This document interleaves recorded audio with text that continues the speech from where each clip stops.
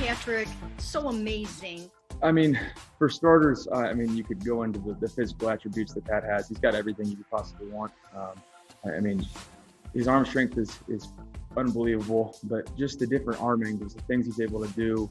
I know people talk about, his no-look passes and all that, but to be able to change his arm angle, you can see why he was such an incredible athlete in baseball and basketball as well. He's just able to do things that a lot of quarterbacks can't do. Obviously, it's cool to get to play against him in such a big game in the playoffs and everything like that. Knowing him for a long time, since I was a senior in high school, and to be able to play on this stage it's going to be special. And he went to Oklahoma, went to Texas Tech, so he got the better of me in college. So I'll try to do my best to win in the NFL. Baker on Patrick, Patrick on Baker. They once got together in 2016 and put up 66-59 as the final score.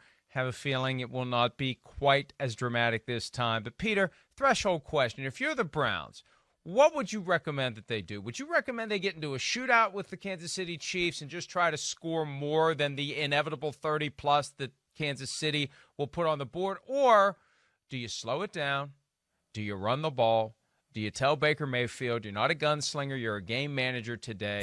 Take the clock down to 1 second every time before you snap it, and let's keep Patrick Mahomes on the sidelines. Let's limit his possessions. That's the only way we're going to limit his points. Which way would you go?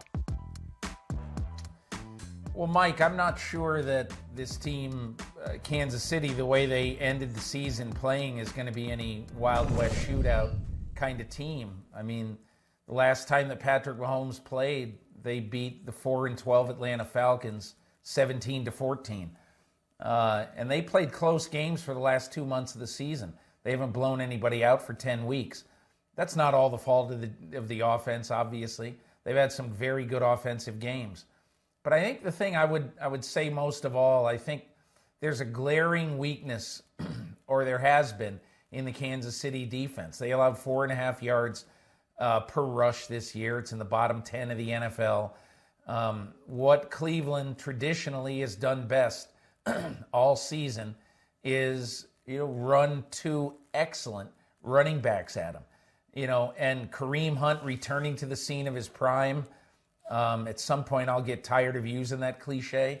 But Kareem Hunt and Nick Chubb, in essence, both, either one of them could have a field day in this game.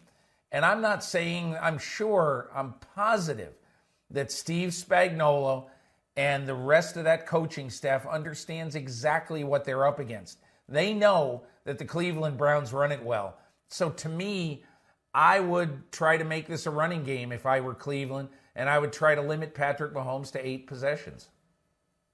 Yeah, and look, you mentioned something earlier this week that I think is extremely relevant. The fact that the Chiefs had the bye week and shut it down for Patrick Mahomes and a few other key starters in Week 17.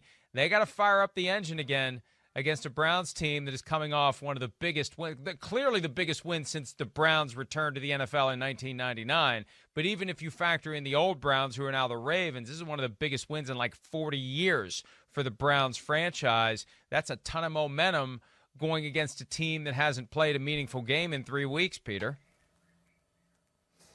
And I think it's a really, really interesting point. And you don't know how that's gonna affect this game. But I bet if you ask Aaron Rodgers, going back to the year that they were 15-1 and then lost to the Giants in Green Bay after resting starters in Week 15.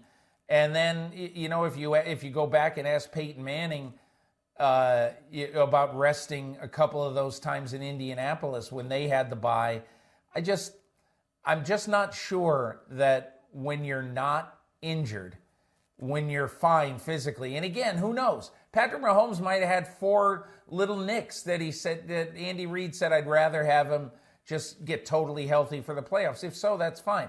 I don't know if that's the case. I have no reason to think it is or it isn't.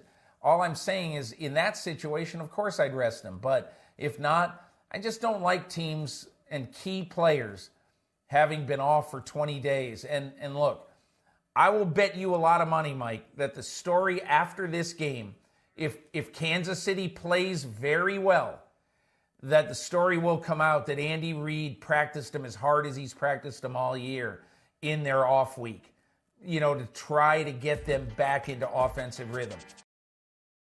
Hi, I'm Mike Tirico, and thanks for watching. Make sure to hit subscribe for the latest news and highlights from NBC Sports.